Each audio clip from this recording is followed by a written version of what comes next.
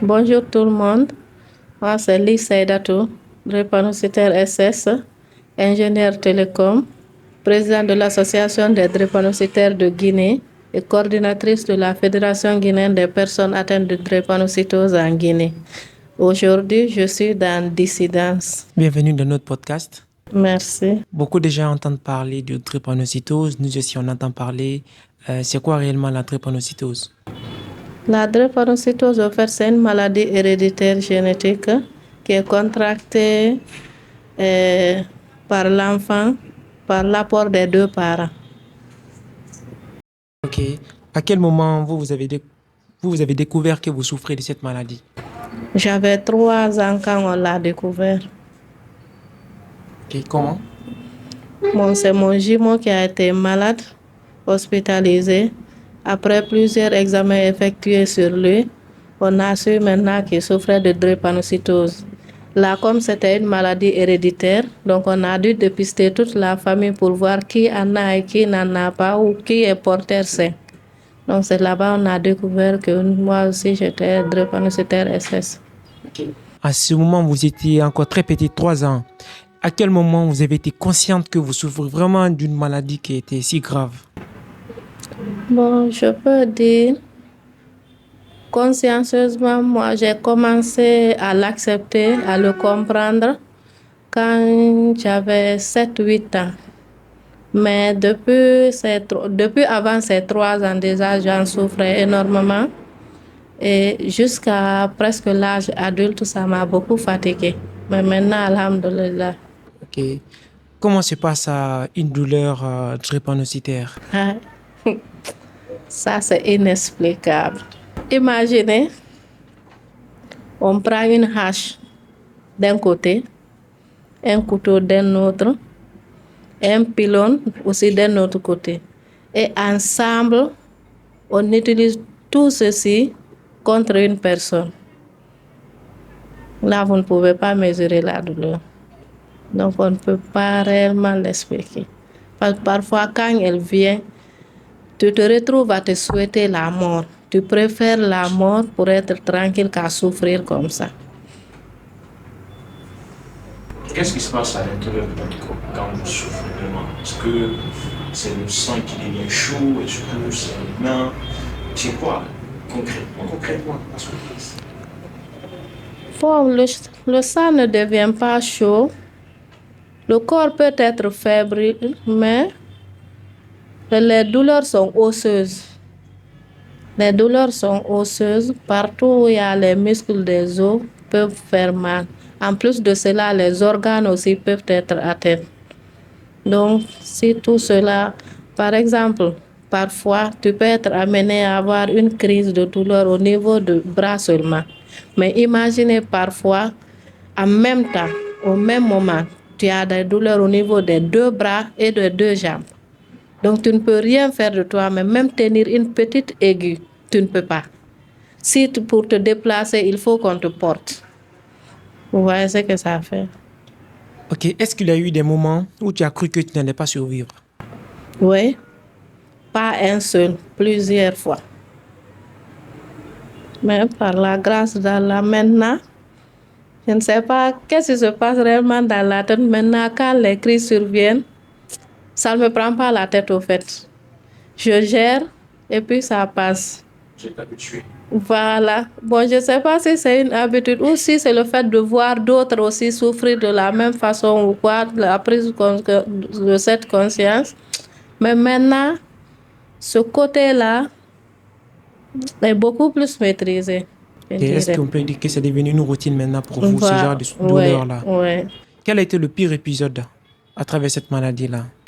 On ne peut pas compter. Mais ça survient à chaque fois. Ouais. De l'enfance jusqu'à mes 25 ans, chaque mois, je faisais une crise, ou 2 parfois.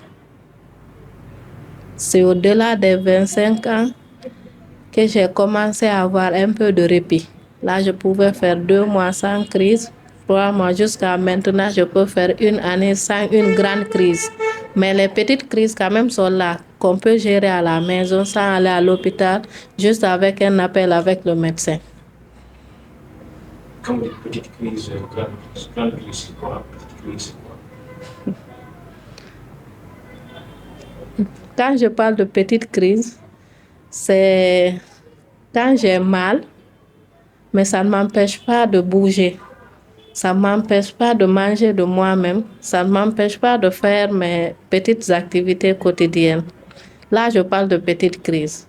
Mais quand c'est une grande crise qui survient, tout ce que je viens de vous citer là, je ne peux rien faire de moi-même sans l'aide de quelqu'un.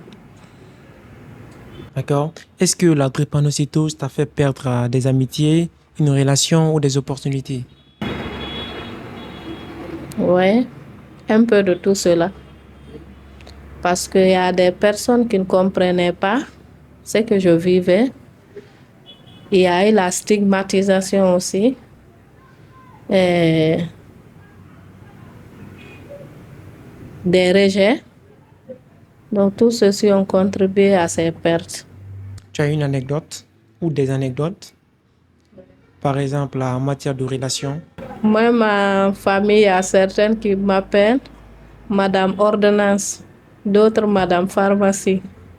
Et il y a certains qui disent que si j'accumule tout ce que mes parents ont dépensé, j'aurai beaucoup d'immeubles à Conakry.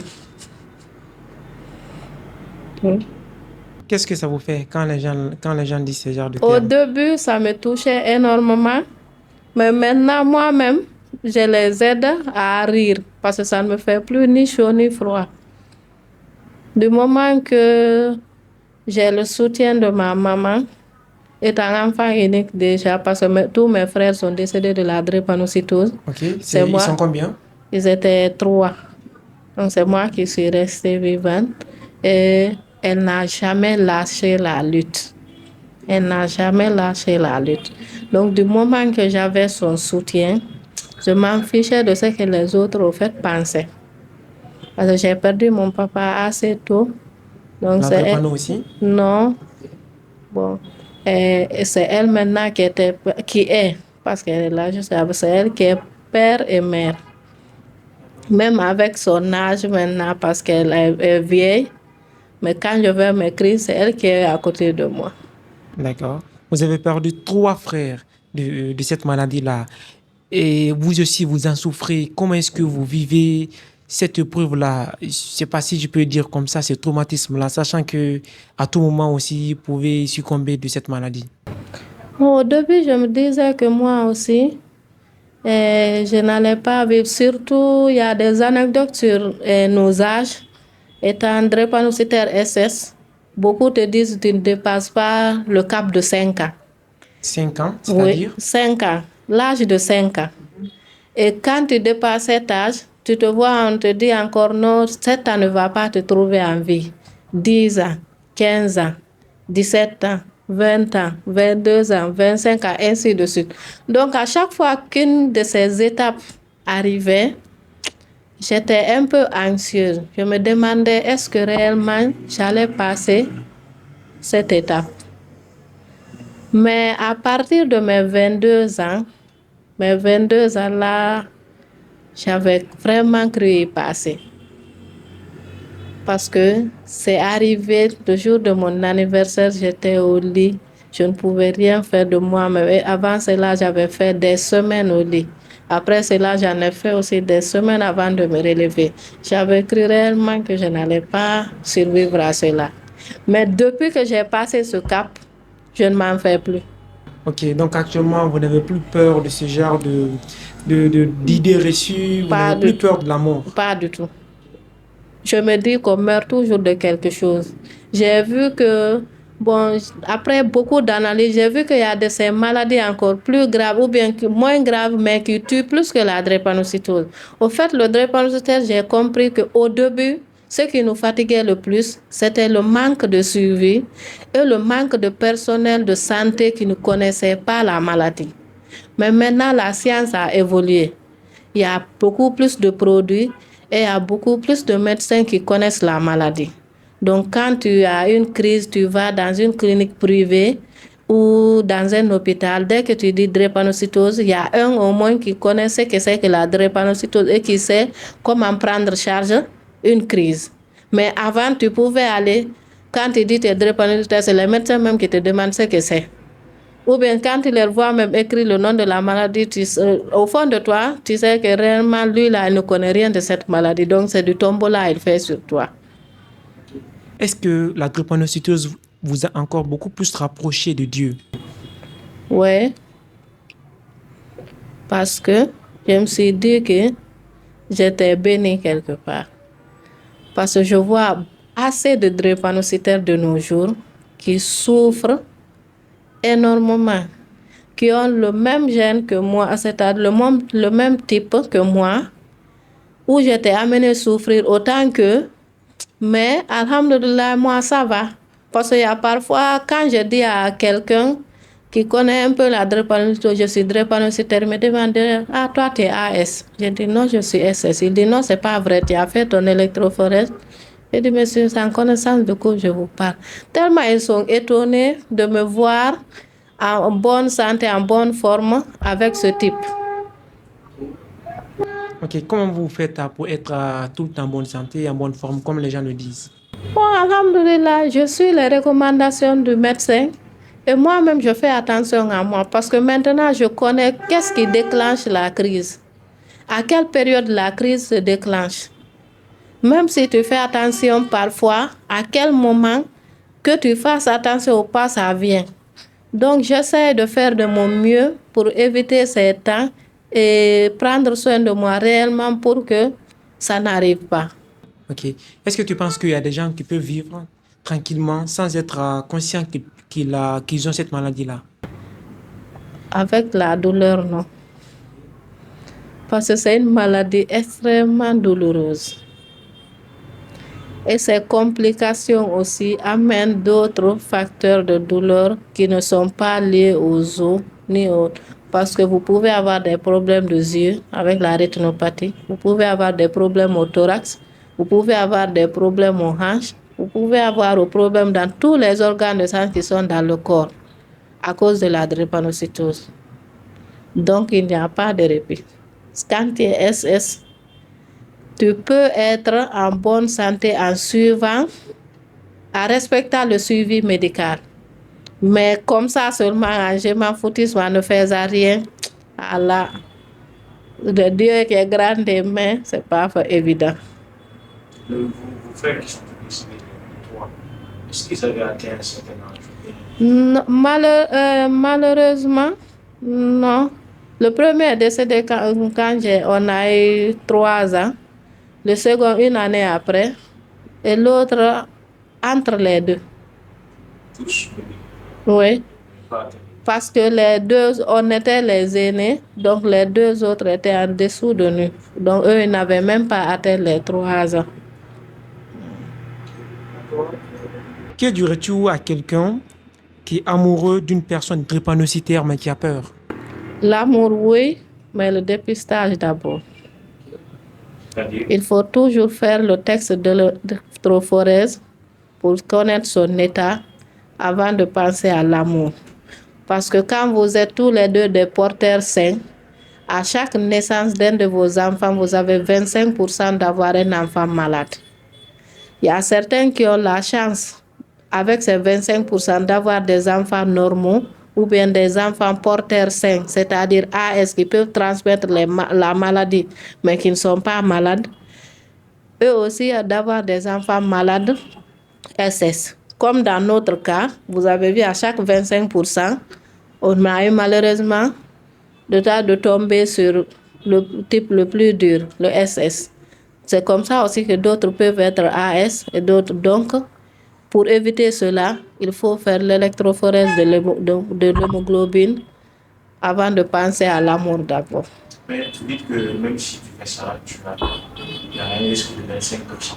Oui. Est-ce que peut-être le mieux c'est de ne pas faire l'amour, de ne pas vous marier vous deux?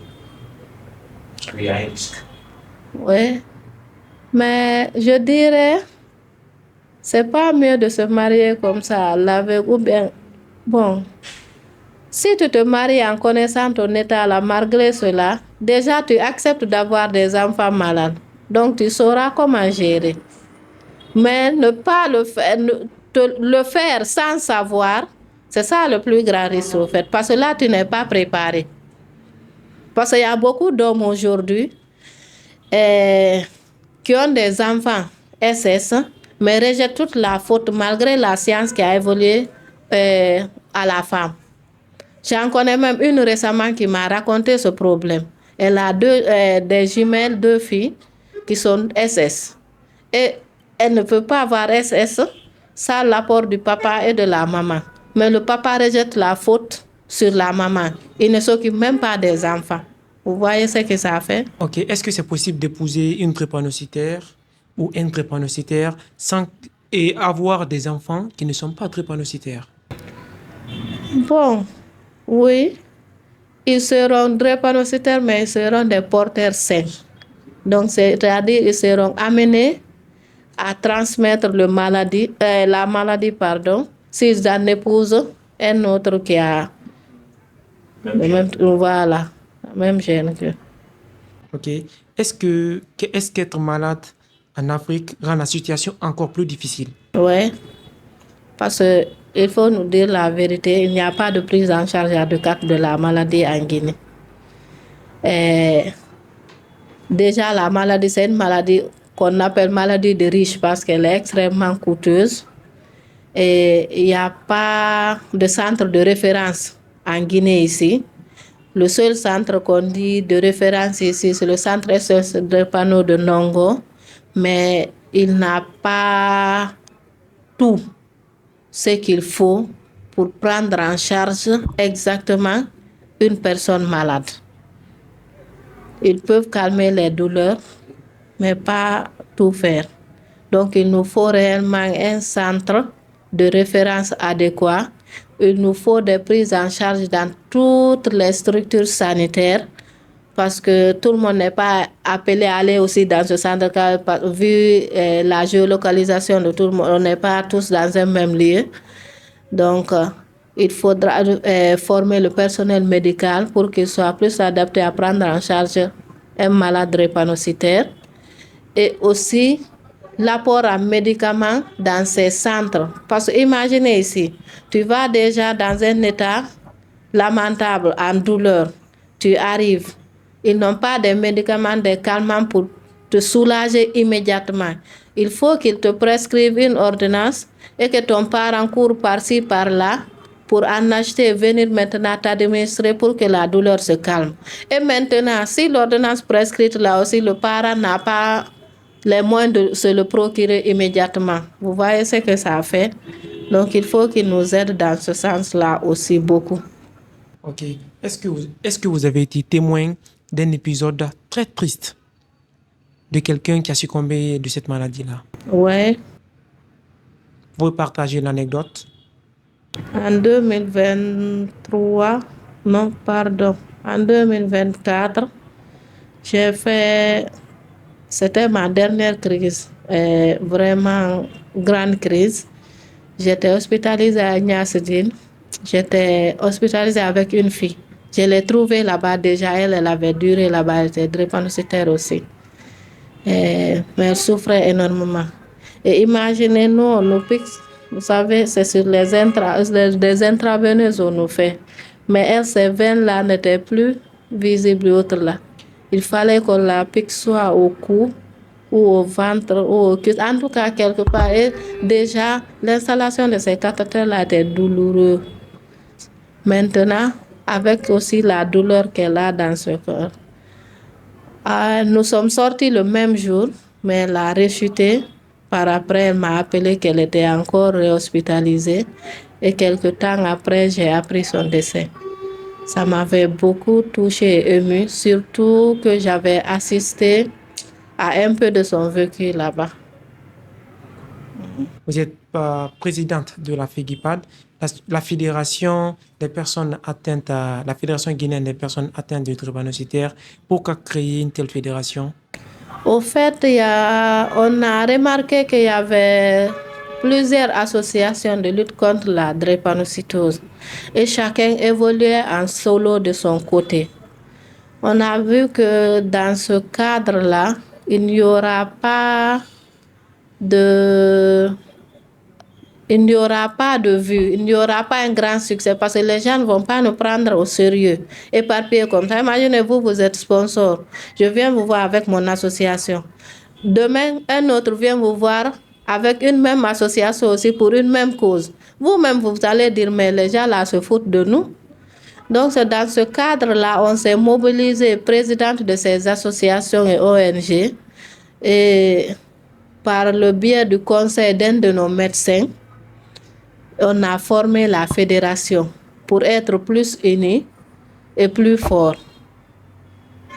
Donc, la fédération a maintenant 1 an et nous sommes en train de lutter pour voir réellement comment avoir plus de changements. Ok. Concrètement, comment la lutte se passe sur le terrain? Bon, la lutte se fait surtout par des sensibilisations et informations. Parce que, comme vous l'avez constaté déjà dans l'appellation, c'est des personnes malades qui se sont associées. Donc, nous n'avons pas de moyens. Notre seul moyen, c'est porter notre voix pour que nous soyons entendus. Donc, c'est à base de cela que nous vivons actuellement. Comment notre pays fait, la Guinée, pour aider vraiment les gens qui souffrent de cette maladie? Réellement, il n'y a pas d'aide venant de l'État. Il n'y a pas d'aide pour le moment. Mais nous avons lancé des plaidoyers. Récemment, on était avec le chef service de l'hématologie de Ignace Sidine qui nous avait invités au CNT pour faire un plaidoyer pour que nous aide à construire le centre de référence dont je vous ai parlé tantôt là. Mais pour le moment, on a des promesses, mais il n'y a rien de concret pour le moment. Est-ce que tu as déjà vu tes proches pleurer à cause de ton état? Oui, ma maman, à chaque fois que je suis en crise, elle le fait. Comment tu te sens quand tu la vois dans un tel état pour toi? J'essaie de la calmer, de lui dire que ce n'est pas la fin du monde, je vais m'en sortir. Est-ce que tu sais réellement ce qu'elle ressent? Parce que moi, j'ai de la peur de son mari, la peur de ses 3 enfants qui sont diagnostiqués et à toi. Bon, je ne peux pas savoir réellement ce qu'elle ressent, mais je peux l'imaginer. Parce que parfois, je me mets à sa place. Donc, j'imagine ce que je ressentirais si c'était mon cas. Qu'est-ce que cette maladie t'a volé? Bon, je ne dirais pas qu'elle m'a volé quelque chose, parce que malgré que je l'ai, Dieu m'a permis de faire ma jeunesse et de vivre jusqu'au jour d'aujourd'hui, malgré les crises de ma vie. J'ai pu finir mes études, j'ai pu avoir un emploi où je travaille, j'ai pu me marier. Je n'ai pas d'enfant pour le moment, mais j'espère aussi qu'il me fera cette faveur. Donc, je ne dirais pas qu'elle m'a volé réellement quelque chose. C'est quoi la place de votre mari dans votre vie maintenant? Pour votre aventure? Est-ce qu'il savait que vous étiez prépossédé maintenant? Comment il gère la chose? Est-ce qu'il est présent? Bon, il le savait, parce que c'est la première chose que je lui ai dite d'abord. Et heureusement pour moi, c'était un ami de longue date et qui m'a soutenu beaucoup avant que cela n'arrive. Et aujourd'hui, il est au premier plan concernant cette maladie. Il se substitue à ma maman. Ils ne veulent pas que je ressente la différence entre quitter chez mon papa et aller chez lui. Donc, il fait réellement de son mieux pour que ça aille. Quand je suis en petite crise, si vous le voyez courir par-ci, par-là pour trouver soit l'infirmier ou le médecin pour m'administrer mes injections ou acheter les médicaments si c'est fini. Parfois même, c'est lui qui me presse pour prendre mes médicaments à temps. Parce que parfois, je suis là, je dis, bon, aujourd'hui, je ne prends rien d'autre là. Mais c'est lui qui me presse pour que je ne laisse pas tomber. Est-ce qu'on peut vivre longtemps avec la drépanocytose? Bien sûr. Aujourd'hui, oui. Mais avant, ce n'était pas possible. Pas plus tard qu'hier, j'ai vu un article d'une femme de 75 ans, drépanocytaire SS, anglophone, qui parlait de son vécu. Et elle est vivante, seulement en fauteuil roulant, mais elle est vivante. Dans quelle mesure c'est possible? En suivant et respectant les recommandations du médecin, en fait, en faisant le suivi médical, parce que c'est une maladie qui ne guérit pas, à part la greffe de la moelle osseuse. C'est au jour d'aujourd'hui où nous sommes, c'est la seule façon de guérir réellement de la drépanocytose. Bon, ils ont trouvé récemment encore une autre méthode qu'on appelle thérapie génique. Là, tu n'as pas besoin de donneur, mais ça reste à prouver d'abord réellement. Mais avec la greffe, il y a eu beaucoup qui s'en sont sortis avec. Mais c'est pas fait n'importe où et n'importe comment. Ça demande assez de moyens et ça demande des personnes compatibles. Greffe, moi, je n'ai pas bien compris. Quand on dit greffe, vous parlez de quoi? Qu'est-ce qu'on doit injecter à la personne? Bon, c'est la moelle osseuse qu'on prélève de la personne saine pour l'administrer à la personne malade, mais avec tout un processus. Parce que récemment, j'ai vu une fille qui en a bénéficié. Elle a fait plus de 7 mois dans le processus pour qu'on puisse la libérer de l'hôpital. Donc, ce n'est pas quelque chose qui se fait à la va-vite comme ça. Je dis ça après. Oui, ça va pour elle. Ça fait 3 mois comme ça. J'ai vu une des publications de sa maman qui disait qu'elle était complètement guérie maintenant. Bien sûr, elle n'a pas faire les contrôles à l'hôpital, mais maintenant, elle était libre de faire ce qu'elle voulait. Parlons des crises. Quand les crises surviennent, parce que moi, toutes les semaines, j'ai vu des personnes, quand les crises viennent, les personnes viennent bien, tout comme ça, d'autres vomissent, du sang. Qu'est-ce qui se passe réellement? Qu'est-ce qui se passe? Bon, chacun aussi a sa façon.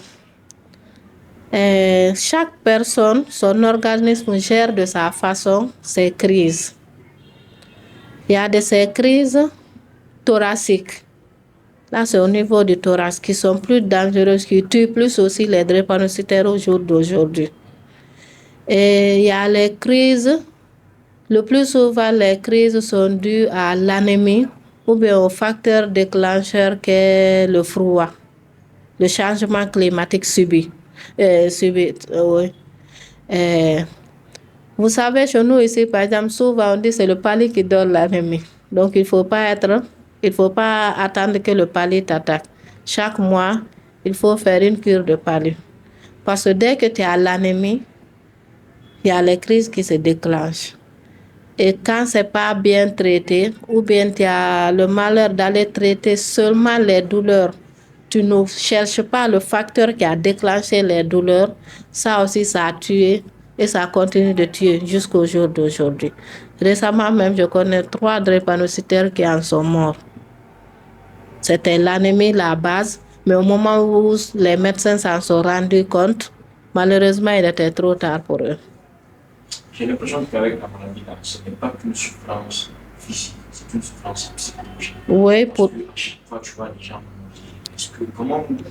comment les gens autour de vous ressentent, ceux qui sont dans la coordination, par exemple? Bon, chacun vit à sa manière, mais on essaie de se donner du courage. On essaie de se donner du courage entre nous et d'arrir parfois. Parce que réellement, ce n'est pas évident. Quand tu te mets à penser à la maladie ou bien à ce qu'elle cause et autres là, toi-même, tu risques de raccourcir ta vie. Ouais. Les gens ont fait ça. Oui. Les gens qui se sont raccourcis la vie à cause de la maladie là. Actuellement, même, je connais un jeune. Il paraît qu'il y a 2 de ses frères qui sont morts à la même année. Et lui, il est en phase d'atteindre 7 années. Lui aussi maintenant. Le même âge que ses frères qui sont à ce moment. Donc actuellement, réellement, c'est comme si il était dérangé mentalement. Il s'attend lui aussi à partir au moment venu. On l'a parlé fatigué d'abord, mais sa conscience n'arrive pas à rester positive. Ok. Quand toi, tu vois toutes ces douleurs-là que tu traverses dans les moments les plus sombres de ta vie, est-ce que parfois tu as une certaine révolte envers Dieu? Tu te dis, mais pourquoi? Pourquoi il faut vraiment que je souffre de cette maladie-là, si grave comme ça? Au début, dans mon adolescence et ma jeunesse adulte, oui. Mais maintenant, je rends grâce à Dieu. Parce que maintenant, j'ai plus mûri, j'ai plus découvert la vie et que j'ai vu qu'il y a des maladies on ne naît pas avec, mais qu'on attrape après qui sont plus dangereuses que ce que je vis et qui tuent autant aussi que ce que j'ai. Et j'ai vu qu'il y a des personnes saines qui n'ont aucune maladie réellement qu'on dit dangereuse ou autre là, qui meurent aussi. Donc, je me dis que réellement, il ne fait rien sans... Au fait, je me dis qu'il n'y a jamais de cause sans effet. Donc, lui, moi, je ne sais pas pourquoi il a fait ainsi, mais lui, il le sait. Donc, je l'ai accepté comme ça. Aujourd'hui, comment fonctionne réellement votre fédération? Bon, là, nous sommes on se bat pour avoir l'agrément, mais on ne nous le facilite pas. Vous connaissez ce qui se passe dans nos gouvernements. On a déposé la demande depuis bientôt maintenant les 6 mois, mais jusqu'à présent, c'est pas. Mais malgré cela, nous faisons de notre mieux. Nous travaillons là, nous sommes en prélude d'organiser, comme vous savez, la journée mondiale de la drépanocytose, c'est le 19 juin de chaque année. Et c'est fêté un peu partout dans le monde. Donc là, actuellement, nous sommes en prélude d'organiser cette journée. Mais cette fois-ci, qu'est-ce que nous, on a prévu? Au lieu d'organiser un seul jour, c'est-à-dire le 19, nous avons fait un Red June.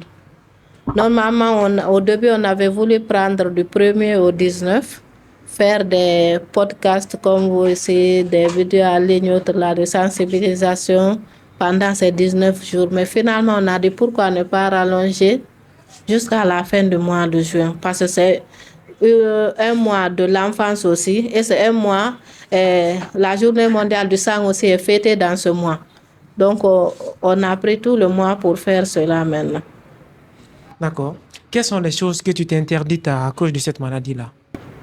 Bon, le sport. Le sport? Ouais. C'est pas bon avec. Bon, on peut le faire, mais modérément. Et pas tous les types de sport aussi.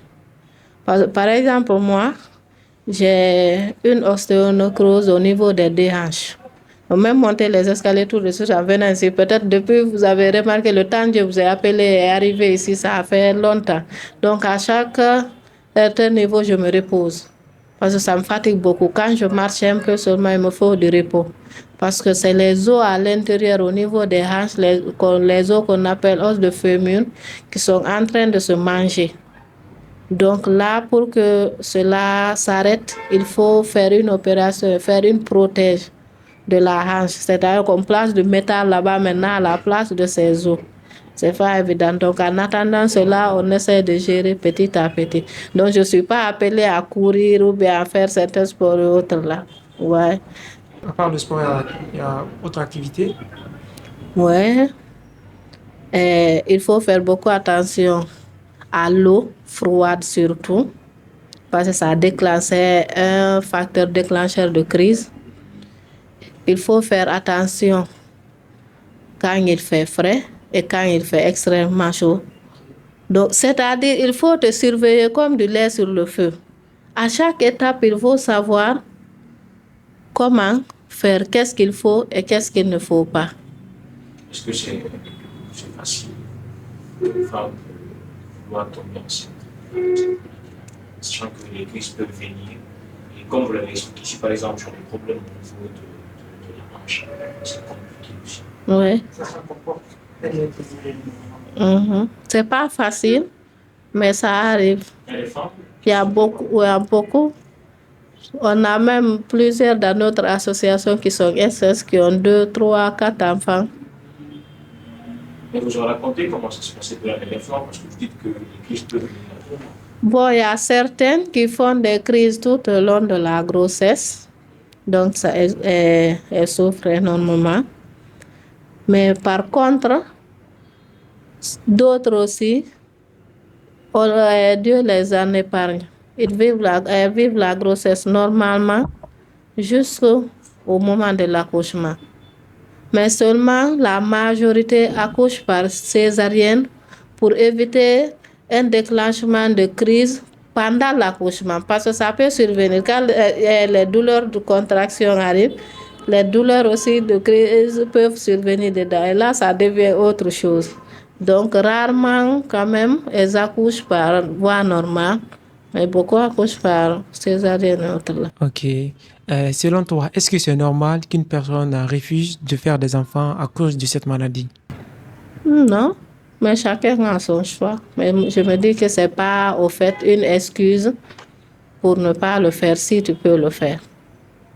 Ok, peut-être par pitié pour les futurs enfants qui doivent venir, pour ne pas qu'ils traversent les mêmes difficultés que la personne. C'est pour cela que tu dois choisir ton partenaire.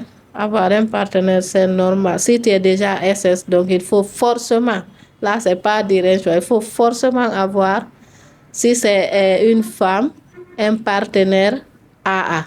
Si c'est un homme, une partenaire AA. Pour avoir. C'est la saison des pluies qui dit que tout ce qui est froid, c'est pas bon. Ouais, hier, par exemple, vous avez remarqué la journée d'hier. Presque, j'ai passé toute la journée dans la chambre. Avec chaussettes, pyjama, pull et autres là.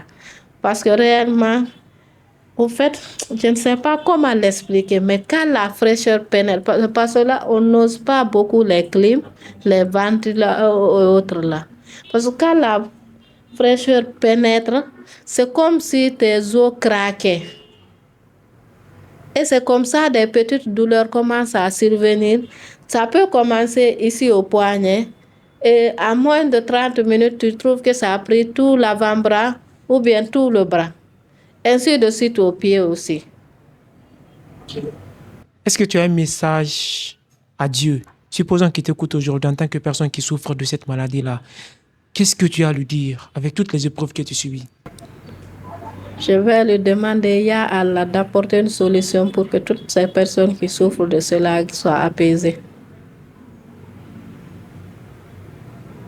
J'espère qu'il va t'écouter. Inch'Allah. Et quel message tu as à toutes ces personnes qui souffrent de cette maladie? Courage de ne pas se décourager, de continuer la lutte, ça va aller. La science évolue maintenant. Chaque jour, il y a des nouvelles solutions, il y a des médicaments qui sortent, qui peuvent soulager les douleurs autres là. Ce n'est plus comme avant. Donc, de prendre courage un jour, ça peut-être on aura la solution qu'il n'y ait plus de douleur. D'accord.